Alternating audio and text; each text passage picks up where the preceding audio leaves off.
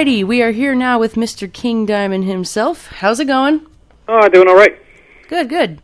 All right, first things first, the new album, Give Me Your Soul Please, and it's yet another concept album with an absolutely amazing story.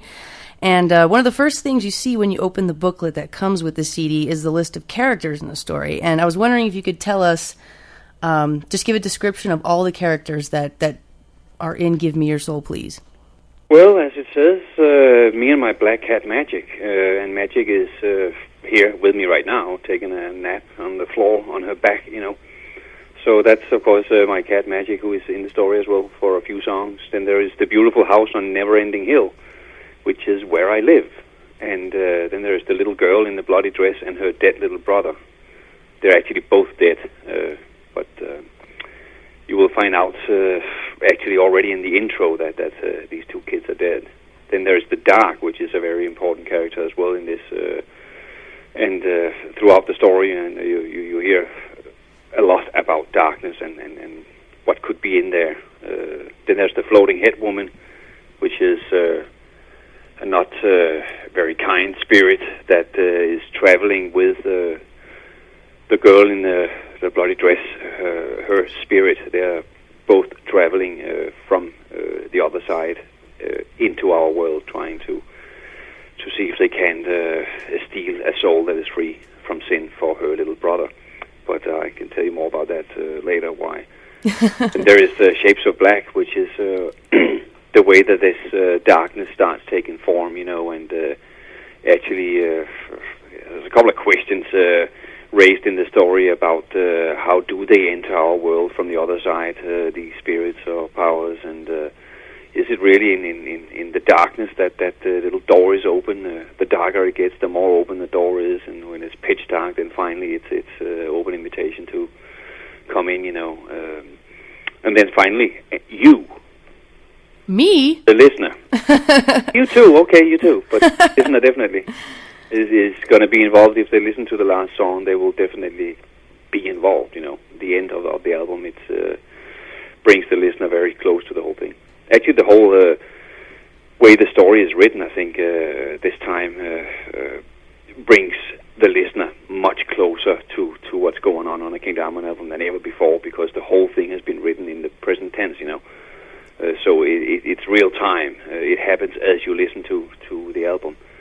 Kind of like the series 24. It's not like I said, I'm going to do a horror version of 24. Of course not. But it's that's the way it is. Nothing is in the past. It all takes place as you listen to the album. So that was a bit of a challenge, to get that idea carried out into life. First, it was just an idea, and then when I started working on the actual lyrics, and it was a couple of places where, wait a minute, how do I say this? Specifically, one point in the story where you want to find out how the two kids died.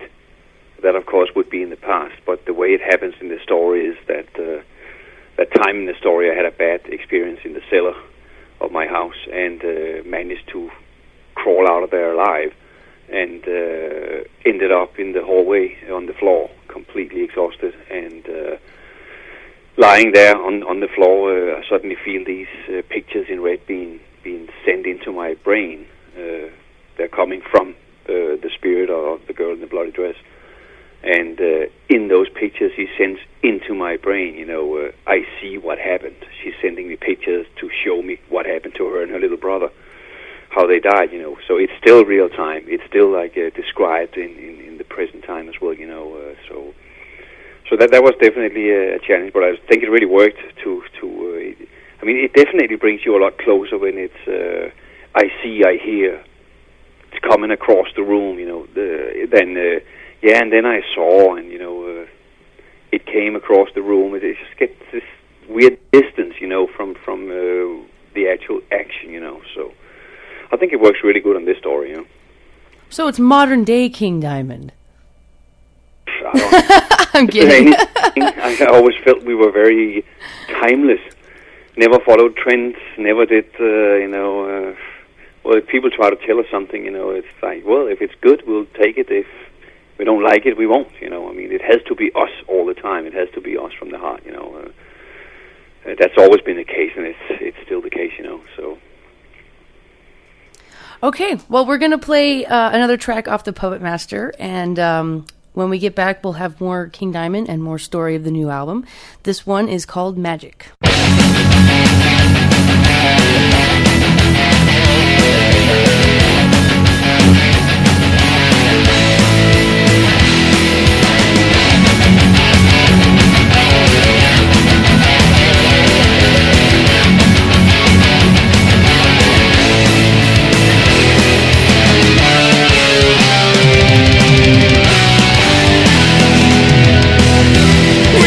Darkness after the show, outside the theater,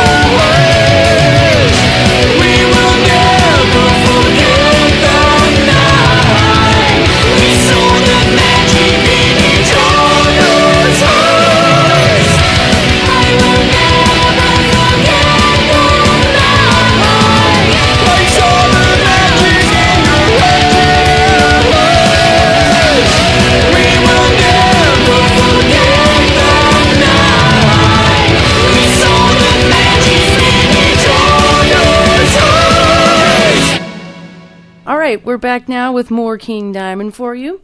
And so we've got the characters down. You told us about those, and we all know it's in present time. And can you give us kind of just an outline of the story? But don't give away too much because we want people to listen to it. Yeah, it's a really hard thing to explain. I got a little experience from doing some more interviews, in the beginning, I actually started. I remember to when someone asked for the story, it's like, "Wow, man, do you have 2 hours? Because if you want all details, just a rough thing, And then you start, and then because there is so much stuff interwoven, different songs, different ends of the album, that relates to each other. It's hard to just say, "Oh yeah, then this happens and that happens." It's not just like that, There are things that are happening because of things that were happening earlier. Now they happen in special ways. It's tricky, but I can give a very brief rundown of what it's about without giving out or give away all the little details, But you had the intro called "The Dead," is the beginning, and you find out that these two kids are dead and they are somewhere on the other side, the afterlife, and you hear them whisper to each other. And that's where the little boy, you find out he doesn't know where they are, and he's asking his sister, "Where are we now? What is this place?" And then she answers back to him, "Don't you remember, little brother? We died. We're dead." And then he says, "But what are they going to do to me? Am I going to hell?" And then she says, "I don't know, but that's what they say. I will try to find you another soul."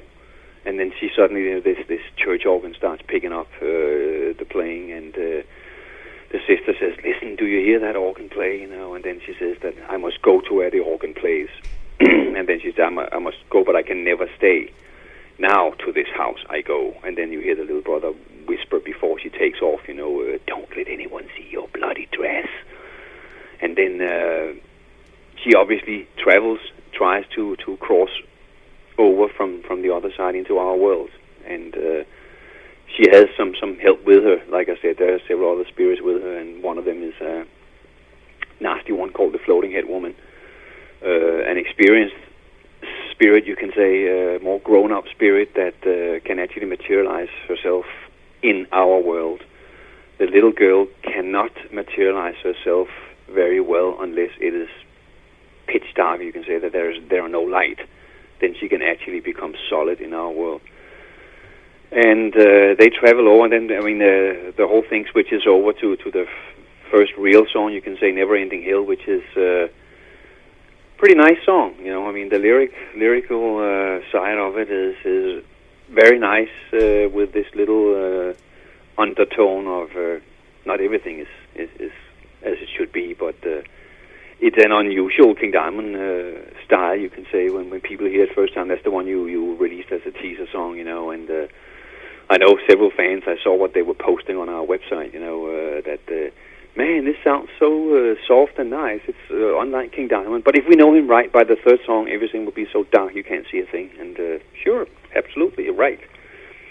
But here, it's talking about the velvet sunset. Is never too late. And how it's nice. The birds are singing. And their golden clouds are passing by my eyes. Things like that. My black cat Magic is chasing butterflies down by the lake. This lake called Devil Lake that you can see from the house. And it's just like it's a little bit too nice to be real, and then you find out with some little hints here and there that maybe everything is not as it should be when it's mentioned that the sun is going down, and then the way it's described is that the sun is drowning in Devil Lake suddenly, and so that there are things that makes it a little, you can say, uneasy, but in all the things that should be nice. There's a song called, I shouldn't go by song, because it's not really what I want to do now and sit and tell you what's in the lyrics. But there's, of course, a lot of other details in just that first song, there are references to Merciful Fate with the old oak tree is still there and things like that, Later on in another song, you will be thinking about the Spider's Lullaby. And, there's a lot of crisscrossing. There's a lot of crisscrossing within the songs themselves, where this time you will find a lot of the title from one song will appear in the chorus of another song. That kind of thing is happening quite often in this thing here, in this story here. But what happens, just to go, it's a build-up story, so it's like the way it gets darker, it's a hot night, and I start hearing these things, like there's voices whispering, "Help me," and at one point, the lights are flickering, the electric power goes out completely, and I start lighting some candles, and it's just the way the cat reacts to it too, some of those things are real, for what I experience here in the house, Magic, the cat is, she has a big black pillow in the center of the living room, where she likes to watch TV, but when it gets like 2 or 3 in the morning sometimes, it happens that she's suddenly mesmerized by something out in the hallway. And you often wonder, what the hell does she see out there, that I can't see? And some of those things are mentioned in the lyrics too, mesmerized by something in the hallway about the black cat, and who's to say what's living in the darkness, who's to say if a black cat can sense it, and things like that. The matter of, I need light to find my way around here, and suddenly hear little footsteps from the hallway, and then I get hit by something in the head. That's kind of funny, actually, that it's the song Black of Night, which Andy wrote the music for.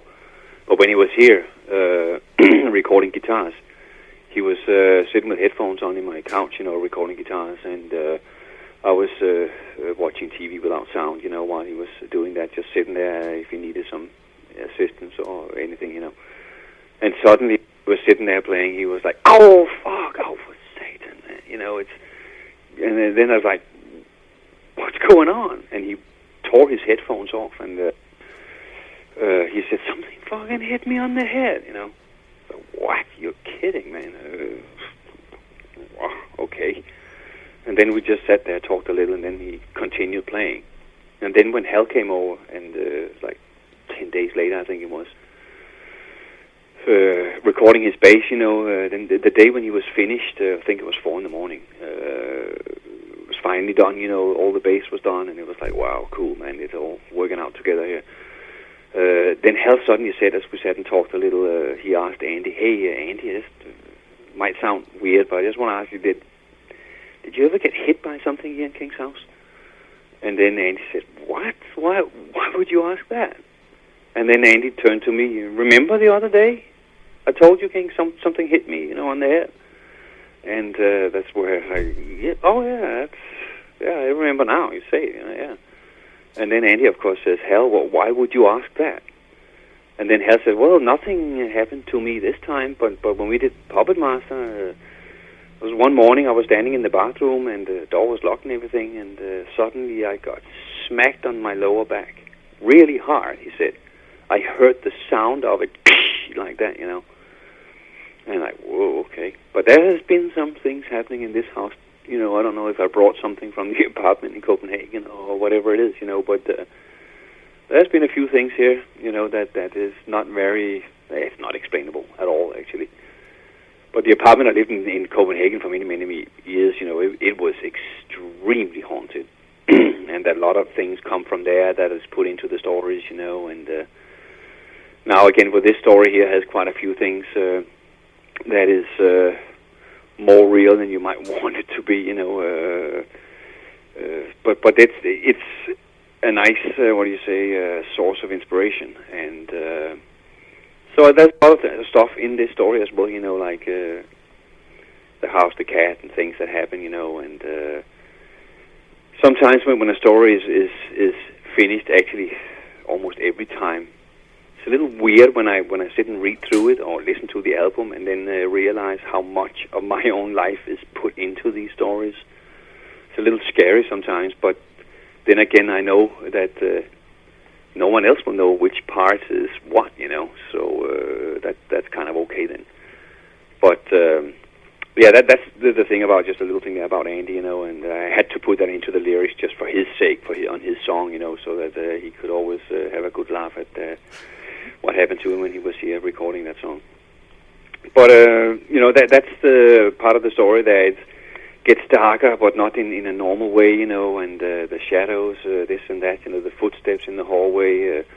Eventually, I have to get up and go out and see what's out there, you know, and then I suddenly end up in front of the mirror that I have hanging in the hallway. That mirror, by the way, the frame of the mirror was taken straight off my mirror here at the house and put on the front cover, you know, as the mirror frame there.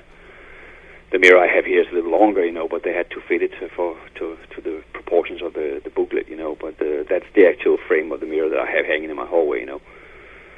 So you put some of those things in there, you know, whenever you can.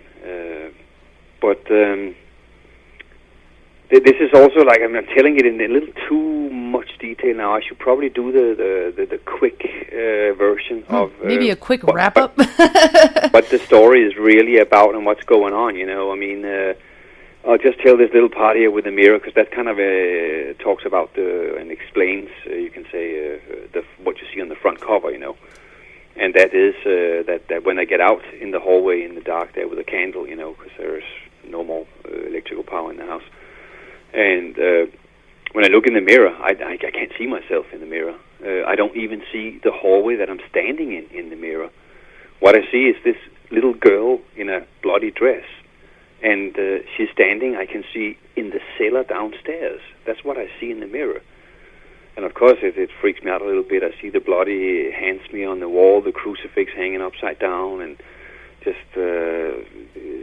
something is not right. I can see how her hair is all messed up. She's full of blood, you know. I can't really tell in the dark whether she's wearing a red dress or whether it's bloody white, you know. And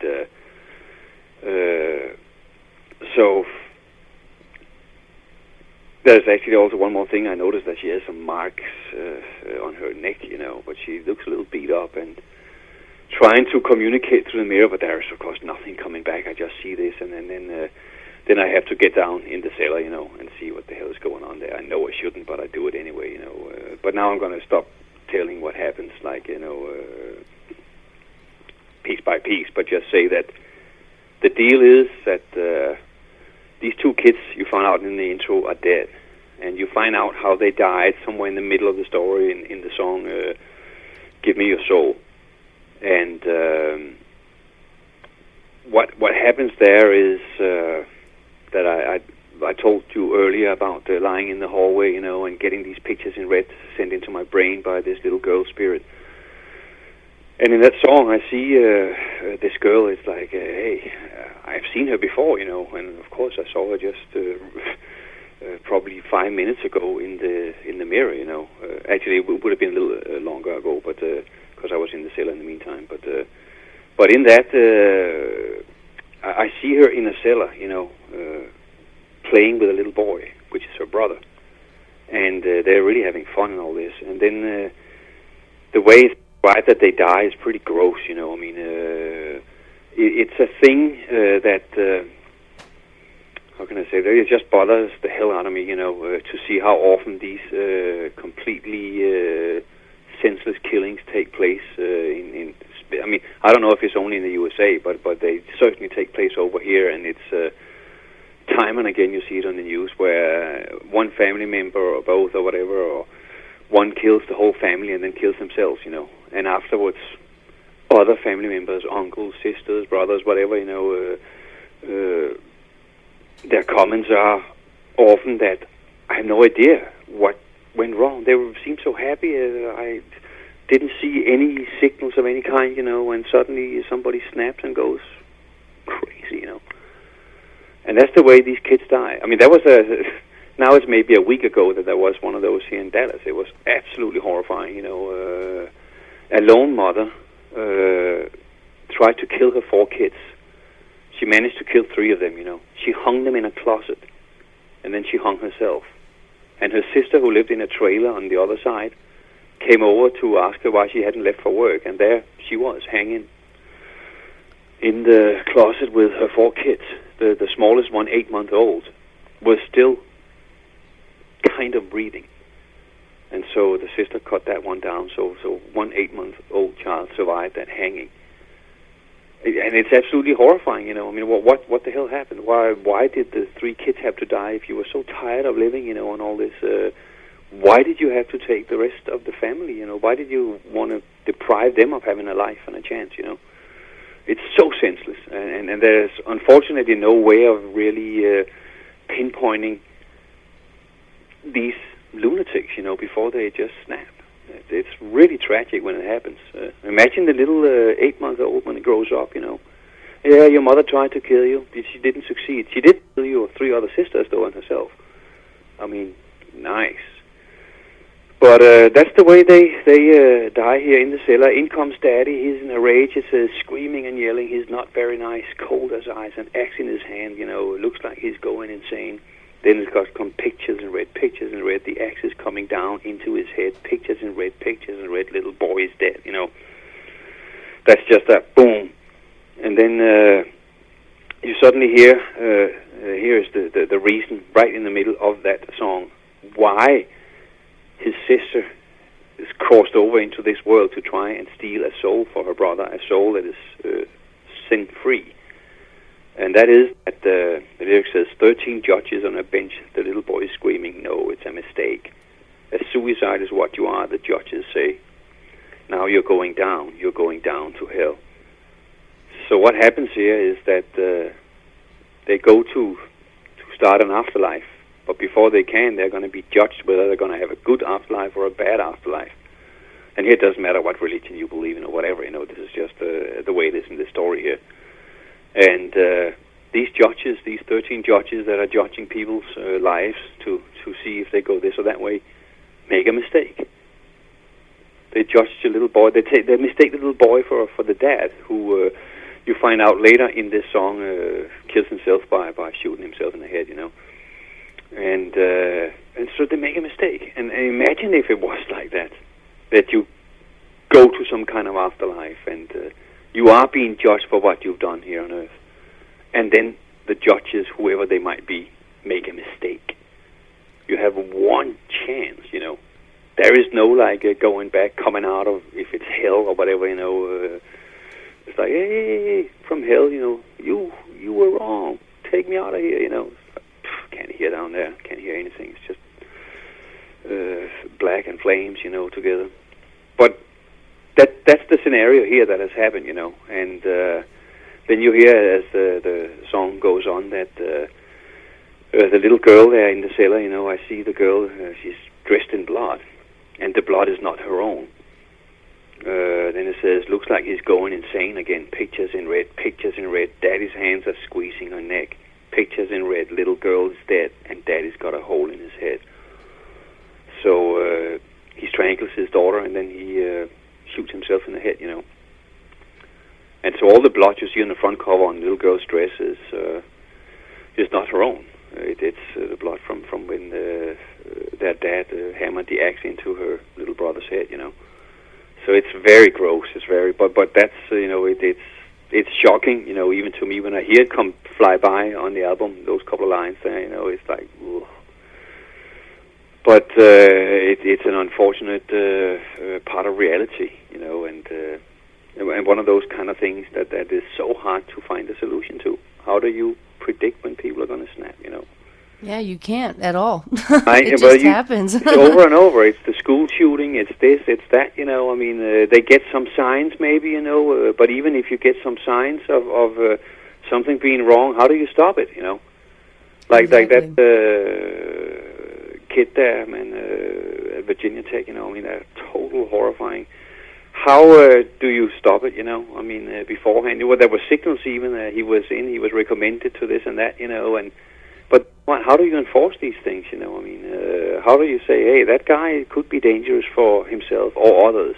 Let's put him away, you know? Yeah. That would be scary. I can see myself, that guy, those lyrics, whoa, he seems like he could be scary for some other people or whatever, you know, or maybe even for himself, you know.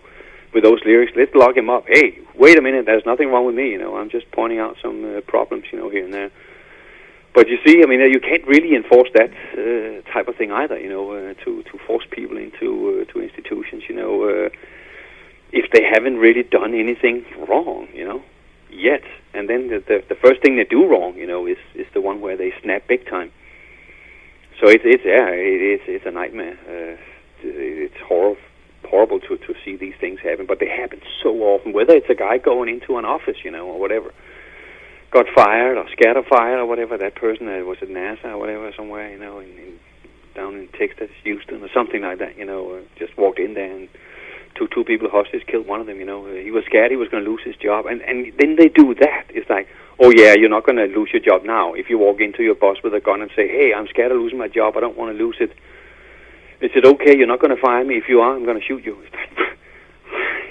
Yeah, that's a great solution. I mean, but obviously there is no rational thought process going on when that kind of snapping goes on, at all. So, yeah, but that's what happens here. That's the way, and that's why they come over to try and find a soul that is free of sin, that she can bring back to her brother. So it's kind of like you have a court case, where someone is convicted of something, and then there's a little time before the sentence is carried out, and that's a little time now the girl has to back into our world and try and find that soul that's free of sin to bring back to her brother. But they get my house, they come here, and then all these things come. They try to kill me several different times, or several ways too, of course. And they don't succeed, but they are close a couple of times, and it's that I'm not going to get into detail with. That's just like, you might as well find out how they try to kill me, But eventually, I light candles all over the house because I find out that's my only protection against the dark, and that is where they are kind of coming out of. And at some point, you get to the third last song that's called Shapes of Black with harpsichord and really twisted demonic voices and breathing and all this stuff, that's where they get closer and closer. I have one candle left, I'm sitting upstairs in my bedroom on my bed after they just tried to kill me in a way where I got completely weighted down, and sitting there, cold as ice and just with that candle, and then I see these shadows just starting to move from the walls and the corners. They start to actually take the shape of humans made out of dark, and they get closer and closer, and eventually I feel them sitting on the bed right next to me, and I just know that I have very little time left, and then suddenly there's this black moth that's flying around. It's about it's fighting for its life in the flame of that one candle I have left. It's like, go away, don't kill my flame, and it tries to get away from the candle because it doesn't want to die in that flame, and at the very end of that little song, here comes the floating head woman again, and does one of her little things that she can actually, materialize in this world. I sit with that one candle, and you hear me saying something like, so little time, so little light, and then suddenly it says, no more light, and then that's it, She blows out the candle, and I'm sitting there, and I know I'm defenseless now. And right at that moment, suddenly the little girl, her spirit, appears right before me, completely solid in this world, not like a see-through thing, but a solid spirit standing there. And I can only see her because now there's total darkness in the house, but there is a full moon outside that shines in through a window, and that way I can see her. But she's able to actually materialize in front of me. And then I get these weird feelings of how she looks inside of me, how I can feel her eyes looking around in my soul, seeing everything I've done in my life, And at one point, she actually starts talking to me, saying that, do not be afraid, there won't be any pain, I need your soul. And it's like, yeah, right, who cares if there's pain or not? You're not going to get my soul if I have one, But at least I can try and start to communicate with her, and during that communication, I try to tell her that you don't want my soul. I mean, you sent me all the pages, I know what's going on, but you really don't want my soul. If you take mine and bring it back to your brother, he's going straight to hell. He won't have a chance. You need to find one that is free of sin, if you're going to help him. So you need to really muster up all your power and move on to another house, and see if you can't find that soul there. And there is still a little time left, And then in the very last song, trying to encourage her to to muster up that power it'll take to get out of my house and then move on to another one, you know. And it's like we're talking past each other, me and the little girl, you know. I talk to her, and she talks about her brother and how she feels like she let him down, and she would take his place if she could, and eventually I get through to her that you have to do this now. And then she's, oh man, I'm trying, I really am, you know. And finally, she actually gets that feeling, I'm moving on now, you know. And then you get to the very end of the album where you hear the little girl say, I'm moving on to this house. So when you sit and listen to the album at home, you know, it's your home she's going to come to for that, see if she can't steal your soul, you know. And that's the way the listener really gets extra close to the story, you know. But I mean, there's a lot of other stuff in it. This was my short, quick version, you know, so I don't sit and talk about all the little details. And there's a lot of, you know, play with words between the different songs and stuff like that, you know. I mean, a reference, like I said, to the Spider's Lullaby and other things, you know. I mean, them is definitely mentioned many, many times, you know. So there's like, you know, there's a lot to dig into, you know, and I was gonna say that's the quick version, but that just shows how very much quick, is actually going on. A lot of details in the lyrics, you know, when you start getting into it. Well, it's an amazing story. I've already read the whole thing, so I got a leg up on most people out there, but I'm special, so. So what you not really, but know what's in it, yeah, and what's. There is a lot more in it, you know, if you read the second, third time, whatever. And then when the music comes on with it, too, if you just read lyrics, you know, they give you one impression, you know, but when you hear it with the music, you know, then you get all the right feelings. Exactly. Coming across, too, you know, that makes a huge difference that you have both, you know, to actually get that out of the story. Plus, you know, the booklet that Brian Ames laid out, you know, my God, man, what a job he did. I mean, that's the best job he's ever done for us, you know. Absolutely incredible. It looks killer. And it certainly adds to the whole atmosphere, you know, if you sit with that booklet, when you listen to the album and read the lyrics and so on, you know, it just perfects the whole thing, you know. It's all one big package, you know. All right. Well, it comes out June 26th, so everybody will have to wait until then. And we're going to play a couple of past tracks for you right now. First one is Mansion of Sorrow off of Abigail 2, and we'll be back with King Diamond in a second.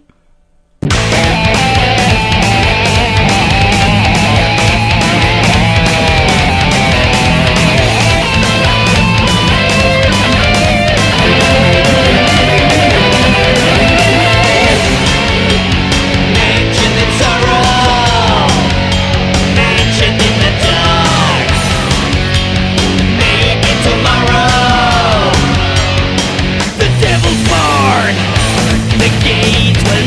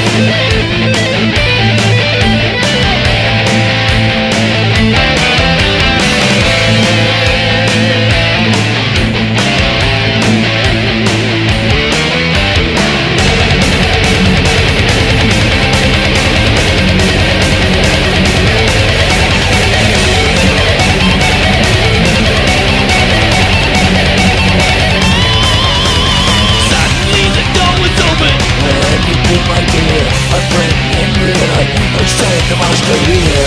They were made to fill me hallways, with candles black. Safe from the storm, she followed the man with the shaven head. They went in to a room that was like a shrine. Jewelry and precious too, in cabinets made of glass. Portraits on the wall,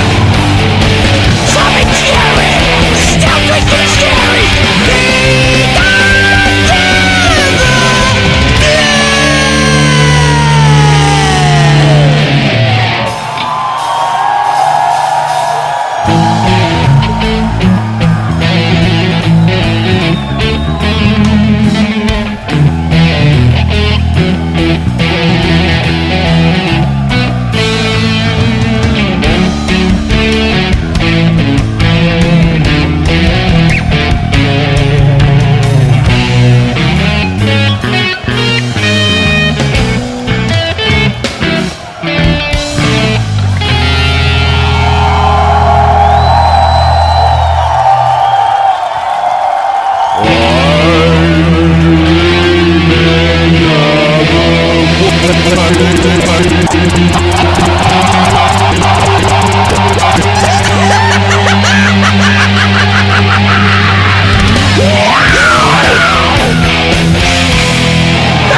Good night! Happy Halloween and Merry Christmas to all of you! Take care of yourselves! See you next time! Good night!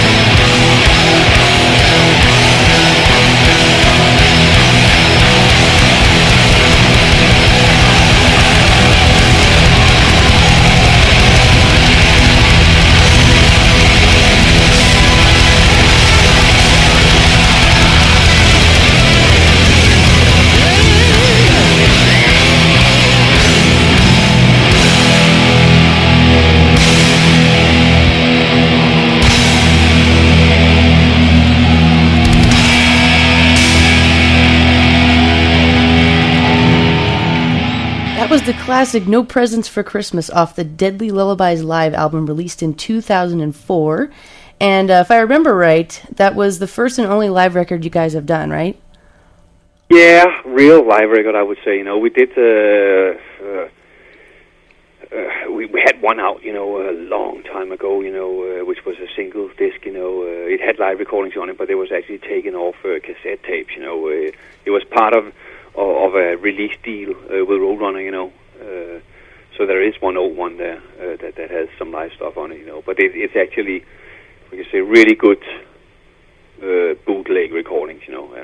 Very, very good bootleg recordings, if you want to call that. But it was an album where we had no chance of actually mixing it, you know. It was just a cassette tape, you know, so we couldn't sit and get the right levels and things. And this one here, yeah, was definitely a challenge, you know, to mix it. Because, I mean, the biggest problem in mixing it was where do you put the audience, you know? I mean, how loud do you put it, and do you leave the audience tracks open the whole way through the show, or right? What do you do? You know, a lot of bands, they will the song starts, yeah, you know, and then starts the next song, and they're dead, they're gone. You know, you don't hear anything. You know, and that of course gives you a good sound in the music. We chose in the end, you know, we worked very, very hard to find that right level, because so much goes on during a King Diamond show, and it's amazing how much people are singing along with the songs.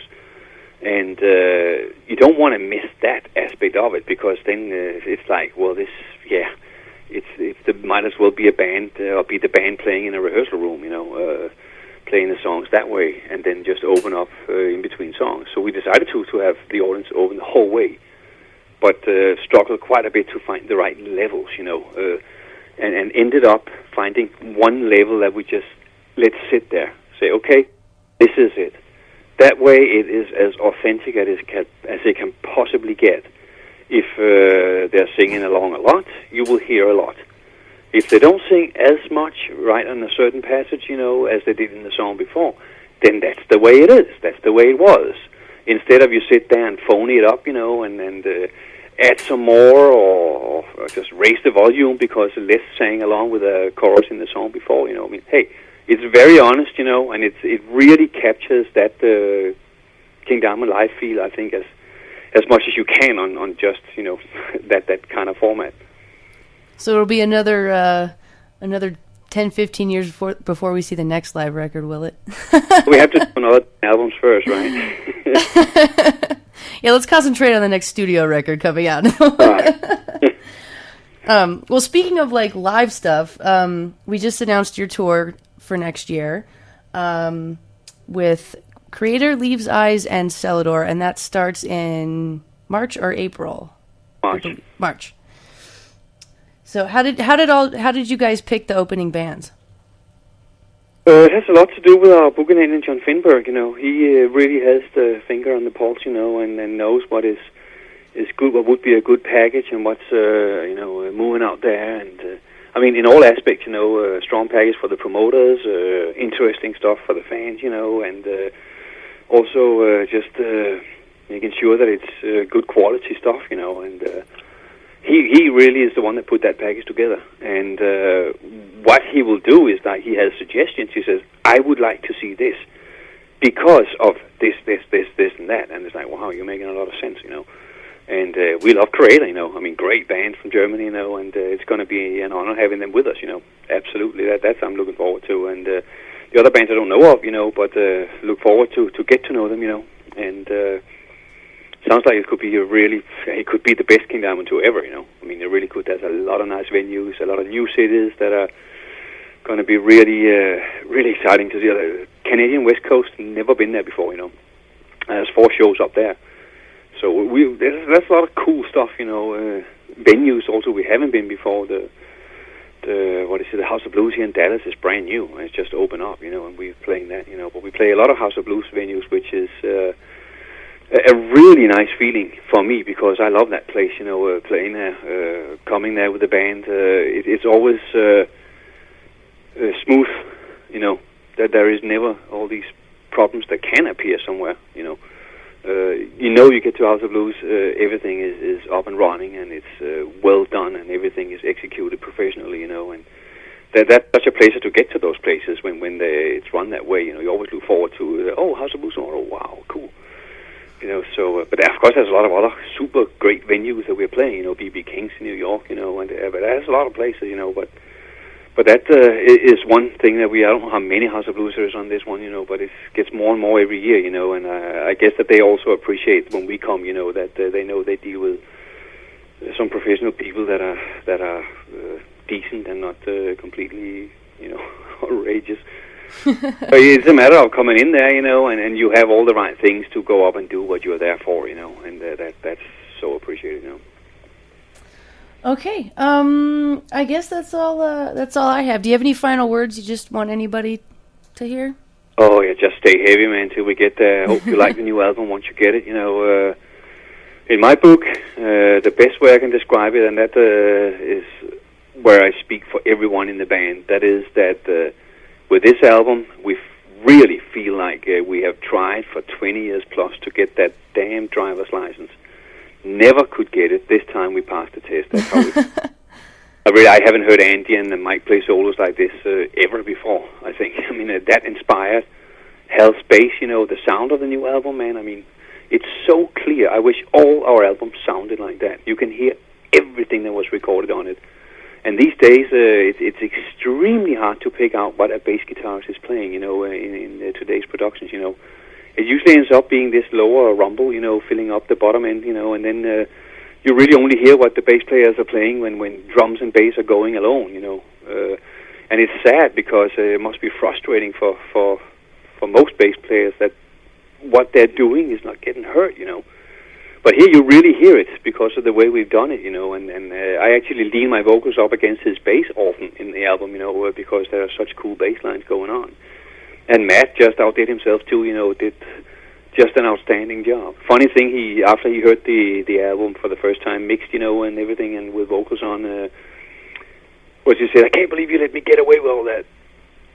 Like, what are you talking about, man? It's awesome, you know, I mean, with us, it's always, if something enhances the song, it goes.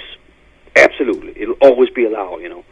But things that are working against the flow of a song, you know, or the overall feel of a song, you know, it doesn't need to be there, you know. Then it just gets into this ego soloing stuff, you know, and there's plenty of space in King Diamond for people's egos anyway, you know, for letting out the long solos and drum fills and, you know, bass lines and whatever, you know, so, but it's also, and the lineup same still, you know, and that's a strong thing too, you know, that we get along really well, you know, and respect each other both as humans and as musicians, you know. It's we can get the best out of each other better than ever before, you know. when we do get to these little situations sometimes where you feel like, wow, man, that doesn't sound good, then you just say it, because the other party is not going to take it as an insult, because we all know how good we are. You know, I mean, we don't have to prove anything to each other of whether we can play that or not play it. You know, it's and that's why it's often been said that hey Andy, I know you can do better on that solo there, man. I don't remember one note of it, and it was just didn't catch me at all. You know, I mean, the mood was wrong, and you need to do something. You know, and then you get the next version. It's like, whoa, wow, there you go, man. That's what I knew you could do. And the same to me, you know. I mean, they'll say the same things to me with vocals. It's rare that they are there when they are done, though, you know. But they might know some of the ideas, you know, beforehand, and that way you can have a funny thing with Mike, for instance, in the song "Shapes of Black." He has a solo there, which the first version that he did, when I heard that, it was like, oh man. He had not heard vocals, you know, so he was a little bit in the dark of what mood to put into that solo, and it was not the right one. And when I called him and talked to him, I said, "Hey man, you gotta do another one, you know." And the best way for me to explain the feel I would like to hear you do a solo in is if you try and follow the keyboard theme behind it. Try not follow it, but try and work around that, instead of a straight solo. And then he sent this next thing where the hair stood on my arm. It was just like, oh my God, I can't believe you got that out of it. That was like way beyond what I had ever expected, you know. And it just blew my mind. And that solo, man, I think it is just, he has so much stuff on this album that is killer. So does Andy, of course, you know. So it's been a real pleasure this time, you know, to see how all the little pieces fell into the right spots, you know. So now we hope the fans feel the same way, you know, when they get to hear it. And of all the times that I've talked to you over the years, I don't think I've ever heard you be so excited about it. So I think this is definitely the best record. And I mean, there's always going to be people who have a certain favorites, you know, that are hard to beat, even with some of my closest friends here, you know. And that's the good thing about having people being honest, too, you know. That there's one guy called Thomas, you know, who, for as long as I've known him, since '92, you know,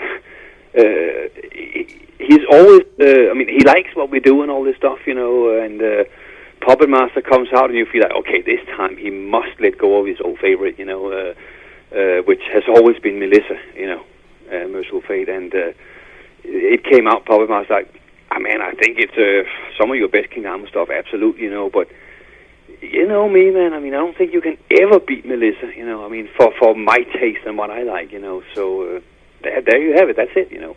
And then this time here, after he heard it, you know, and he called me and said, okay, Melissa's put away in a drawer now. So I was like, all right, man, finally. Not that we are, you know, the whole purpose is to impress the person, but it's a nice thing, you know, to get some of those confirmations, you know, for those who heard the whole thing, you know, the studio owner and his wife was not a big King Diamond fan, but she is now. And she totally just got into it when she heard it. You know, there was something that just appealed to her in a certain way, you know. So it's been like that a lot, you know. Sterling Winfield, who is an ex-producer of ours, you know, worked on Voodoo when Dimebag was there. He's been working with Pantera a lot in the past, you know, and now with Vinny's new band too, you know. And he called me one day out of the blue, late night, you know. He had been by the studio and he had been played some of the songs from the studio owner, you know, and he just called me to say, hey man, you fucking floored me. So I was like, oh cool, man, it's good to hear these things, you know, that confirm some of what you feel yourself, you know. Yeah. So yeah, really hope at least we have really put everything into it that we had this time, that's for sure, and I feel it's the best, absolutely. All right. Well, thank you so much for talking with us today. It was very awesome to hear the well, at least the quick version of the story. But, so good luck with the record, and we'll see you out on the road. Absolutely. And off the new album, Give Me Your Soul Please, released June 26th, here is Never Ending Hill. Thanks, King. We'll see you soon. All righty. Take care. Bye. Bye-bye.